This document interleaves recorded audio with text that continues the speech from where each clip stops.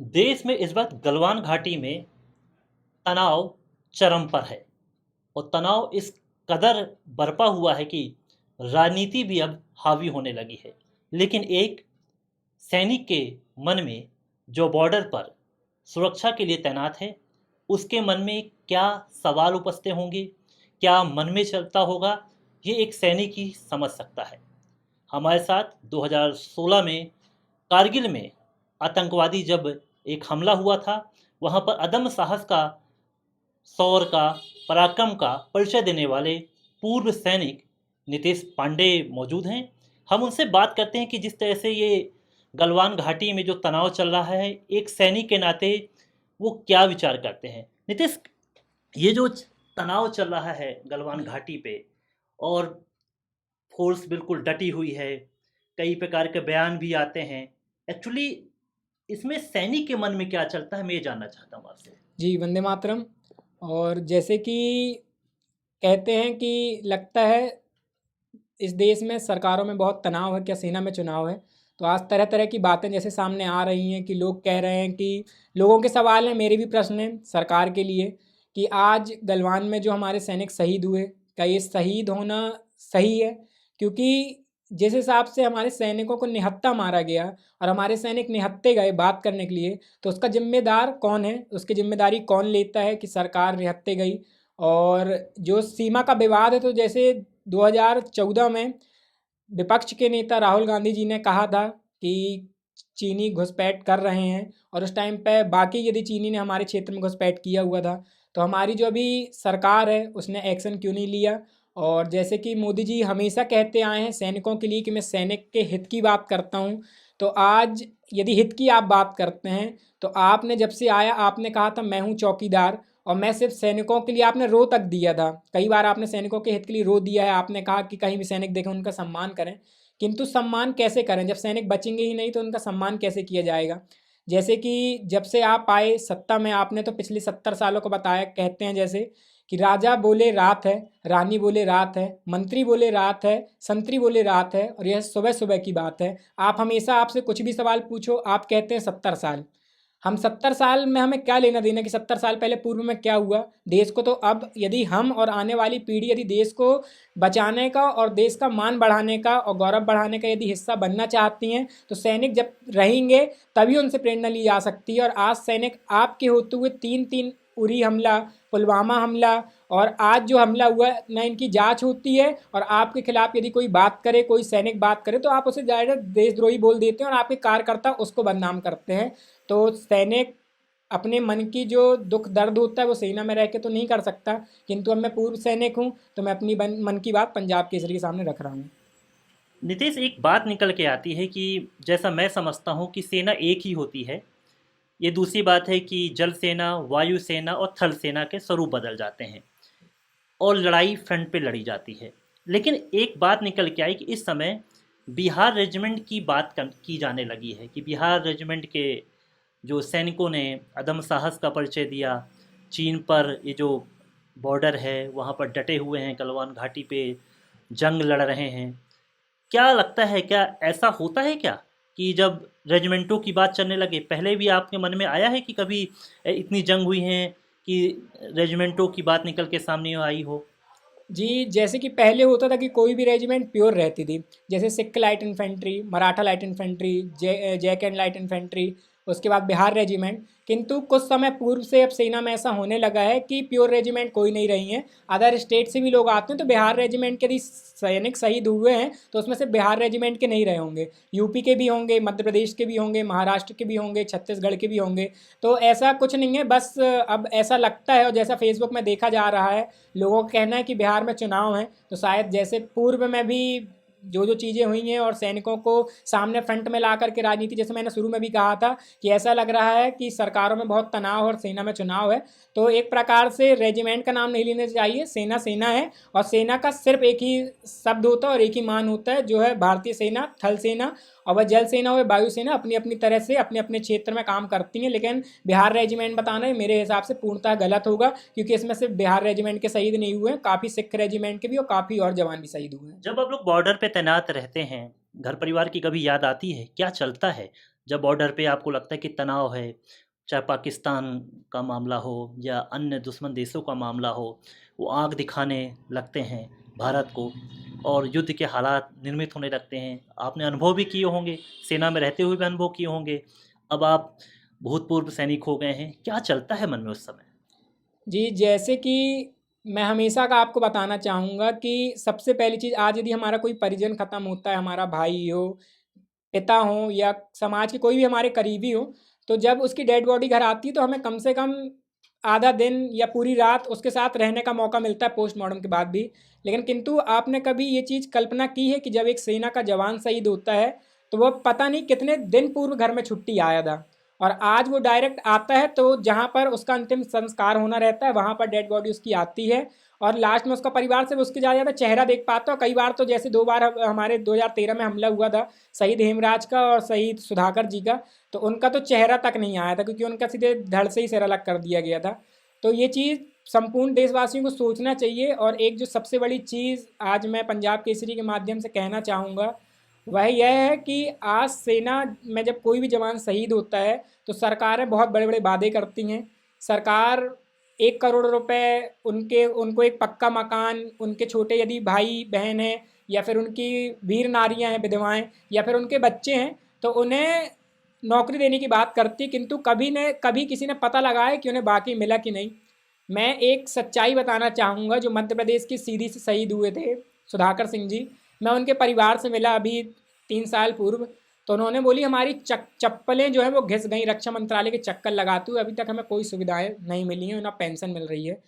तो सरकार यदि सिर्फ वादे करती है और वादे पर खड़े नहीं उतरती है, तो इसका जिम्मेदार कौन है, इसकी जिम्मेदारी कौन लेता है? या तो आप क्षेत्र के एसडीएम या उस शहर के कलेक्टर को या उस क्षेत्र के आपके सांसद महोदय को आप एक चीज़ बोलें कि सैनिकों को या सैनिक में से किसी एक को ऐसी जिम्मेदारी जवाबदारी दें कि यदि सेना का कोई जवान शहीद होता है और उसके खिलाफ इतने सारे वादे किए जाते हैं तो वो पूर्ण होते हैं कि नहीं। क्योंकि अभी सिर्फ जैसे अभी मैंने कोरोना काल में कहा था कि सरकार सिर्फ भाषण में राशन बांटने का काम कर रही है, बाकी सरकार कुछ नहीं कर रही है, सैनिकों के हित में बिल्कुल काम नहीं कर रही है। शहीद होने पर सम्मान मिल जाता है, लेकिन जब आप सेना पे मौजूद रहते हैं, बॉर्डर पे सेवा करते हैं, क्या व्यवहार आपको देखने को मिलता है?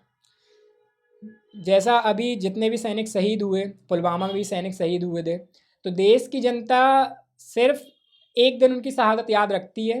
भारी बहुत ज़्यादा भीड़ में उनके गांव जाती है, रैलियां निकालती है, वंदे मातरम के नारे लगाती है, अमर रहे के नारे लगाती है।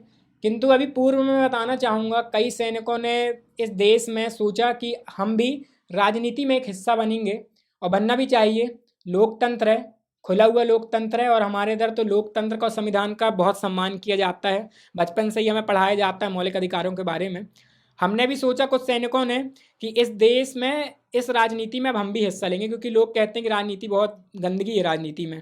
तो हमने सोचा कि जब हम देश के लिए लड़े, देश का कचरा साफ किए, हम यहाँ पर भी कुछ अपना योगदान देंगे, हिस्सेदारी। तो सैनिकों को मात्र 150 वोट, 200 वोट, इससे ज़्यादा वोट नहीं मिलते हैं। क्यों? क्यों नहीं मिलते हैं? क्यों? वो कि एक नेता जो 500 रुपये देता है, दारू कंबल बांटता है, आप उसको वोट दे देते हैं। किंतु यदि एक सैनिक सिर्फ सेवा भावना से आना चाहता, अपनी पेंशन भी, जैसे मुझे जब गोली लगी, मैं रिटायर्ड होकर के आया, मेडिकल अनफिट होकर के आया, मेरी गर्दन में आज 2-2 रॉडें लगी हुई हैं। मैं मेडिकल अनफिट हूँ, मेडिकल पेंशन मुझे मिलती है, उस पेंशन से भी मैं लोगों की मदद करता हूँ। मेरे पास आज बहुत सारे चेक पड़े हैं जो मैं बच्चों को, लोगों ने बताया कि विधायक ने 1,000 रुपये दिए एमबीए करने के लिए, तो मैं 5,000 रुपये, 8,000 रुपये जो मुझसे बनता है मैं मदद करता हूँ।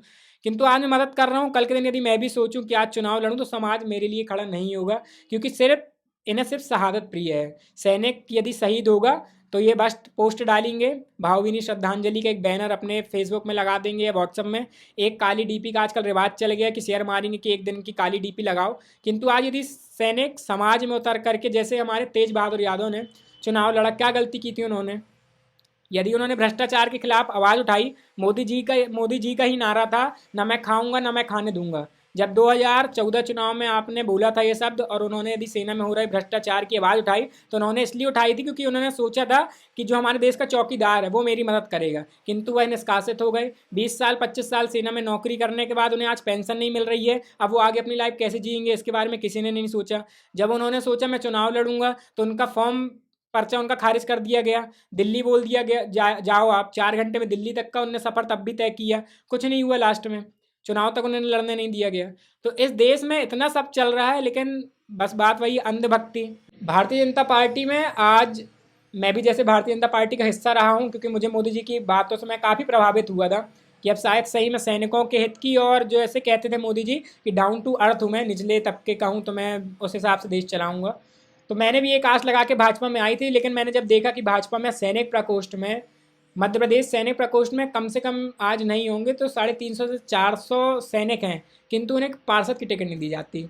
क्यों? क्योंकि शायद हम सच्चे मन से देश की सेवा करना चाहते हैं, और मेरे ख्याल से आज सिस्टम नीचे से ऊपर तक पूरा करप्ट है, पूरा भ्रष्ट है।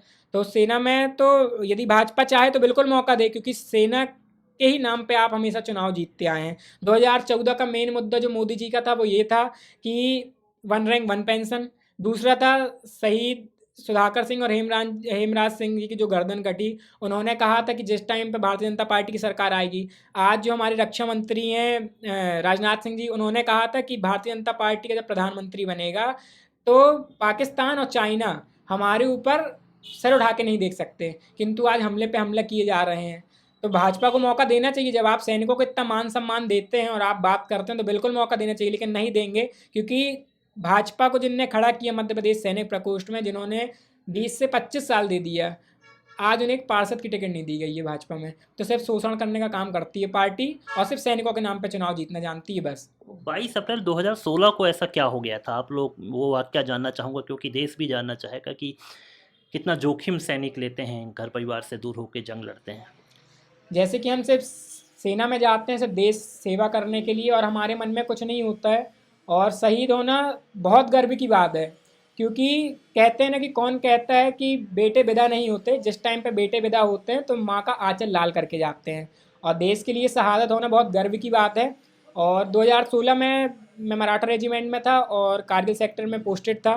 पेट्रोलिंग के लिए हमें भेजा गया, और पेट्रोलिंग के टाइम रात में गश्त के दौरान कुछ आतंकवादियों ने हमारे ऊपर हमला किया, और उसका मुंह तोड़ जवाब देते हुए हमने, हमारे कुछ साथी जवान भी शहादत हुए और कुछ जवान शहीद हुए, हमने भी मुंह तोड़ जवाब दिया। जवाब देने के बाद मुझे पीठ पे 2 गोलियां लगी, मेरी गर्दन की 3 हड्डी टूटी।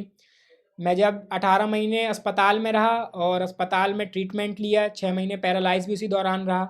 सेना से 100% मेरा बोर्ड आउट हुआ, सेना के हिसाब से मैं नौकरी नहीं कर सकता था, किंतु देशभक्ति का जज्बा आज भी मेरे अंदर वही था जो मैं 17 साल की उम्र में देश के लिए मैं सेना में गया था। वही जज्बा को कायम रखते हुए, वही सच्चाई को, वही अनुशासन को ध्यान में रखते हुए आज मैं समाज में सरहद से समाज की ओर संगठन के माध्यम से सेवा कर रहा हूँ।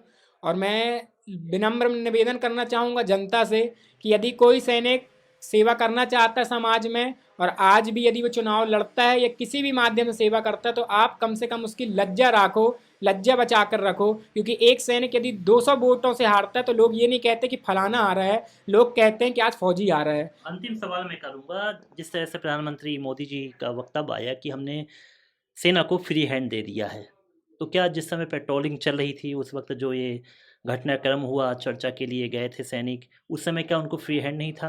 क्या कमांडिंग ऑफिसर को प्रधानमंत्री से, रक्षा मंत्री से जब फ्री हैंड मिलता है तभी वो टेक ऑफ या एक्शन में आती है वहाँ पर?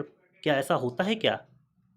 जी, जैसे फ्री हैंड की यदि बात की जाए तो फ्री हैंड तो मोदी जी ने काफ़ी बाद में दिया है, जब देश के हालात और बिगड़ते जा रहे थे, उरी हमला हुआ, उससे पहले की मेरी घटना थी। लेकिन मैं फ्री हैंड के बारे में ज़रूर नहीं, बताऊँ। वर्तमान के हालात जैसे क्या रहे जी, चीन पे जो वर्तमान के यदि हालात देखा जाए तो जैसे कह देना और कर देना में अंतर होता है।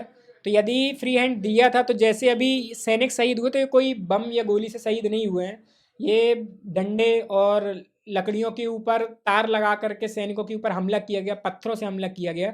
तो मेरे ख्याल से फ्री हैंड नहीं था। यदि फ्री हैंड होता तो घर में घुस करके मार के आते। और जो सबसे एक बड़ा मुद्दा है इस टाइम पे चल रहा है सोशल मीडिया में, ट्विटर में भी, वो यह है कि मोदी जी ने पहला अपना बयान दिया सर्वदलीय बैठक में कि ना हमारी सीमा में कोई आया है और ना हमारी चौकी पे कब्जा हुआ है। किंतु अभी जो मैं कल देख रहा था एक न्यूज़ चैनल में, नाम नहीं लेना चाहूँगा मैं, उस न्यूज़ चैनल में यह बताया गया कि हमने 10 जवानों के बदले चीन का एक कर्नल हमने रिहा किया। तो जब हमारी सीमा में कोई आए नहीं तो फिर रिहा कैसे कर सकते हैं? तो इसमें बोल बच्चन ही लग रहा है मुझे। और बहुत से सैनिक हैं और बहुत से समाज के लोग हैं जो आज विरोध कर रहे हैं। और मैं एक ही चीज़ कहना चाहूँगा मोदी जी से, शायद आपको ना पता हो कि मध्य प्रदेश में सैनिक प्रकोष्ठ है। यदि आपको पता है तो आपके लिए बहुत दुर्भाग्य का विषय है, और यदि आपको नहीं पता तो आप पता करिए। और सैनिकों ने जो आपके लिए और आपके संगठन के लिए अपना समय दिया है, 25 साल 30 साल, आप जिस हिसाब से सैनिकों के सम्मान की बात करते हैं उस हिसाब से सैनिकों को सम्मान नहीं मिलता है। और यदि सम्मान होता तो वह सम्मान यही होता कि जिन कार्यकर्ताओं ने 20 साल 25 साल भाजपा को लेकर के आए मध्य प्रदेश में आज से 15 साल 20 साल पूर्व, तो वो सम्मान सैनिकों को आपने नहीं दिया है। और यदि आज आप देते तो वाकई आज विधानसभा में भी लोकसभा में 2-4 सैनिक बैठ करके अपने मन की बात और सेना में जो चीज़ें होती हैं और सेना के मन की बात और एक सच्चे सिपाही की बात रख सकते हैं आपके बिल्कुल। सामने। तो सवाल कई निकल के सामने आते हैं और सवाल उठना भी चाहिए, क्योंकि ये दर्द है जो निकल के सामने आ जाता है। लेकिन वास्तविक जो दौर चल रहा है वो तनाव का दौर है। सीमा पर सैनिक डटे हुए हैं। हम उनके शौर्य को, उनके पराक्रम को नामांकित करते हैं, चिन्हांकित करते हैं और कहते हैं कि जब तक ये वीर जवान सीमा पर डटे हुए हैं, देश का कोई दुश्मन बाल बाका भी नहीं कर सकता। सवाल उठते रहेंगे, लेकिन वास्तविक तौर पर देश की रक्षा, भारत माता की रक्षा ही इन सैनिकों का परम कर्तव्य रहेगा। कैमरा पर्सन संदीप मनवारे के साथ विवेक तिवारी, पंजाब केसरी टीवी, जबलपुर।